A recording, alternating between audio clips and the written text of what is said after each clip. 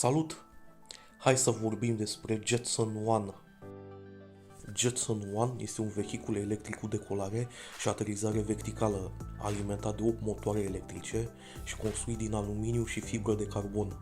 Aeronava este echipată cu un sistem de parașută balistică, funcție de aterizare automată și poate zbura chiar și dacă unul dintre motoare se oprește. Unul dintre cele mai inovatoare aspecte este controlul extrem de simplu. Zborul se realizează cu o singură mână, folosind un joystick cu 4 axe.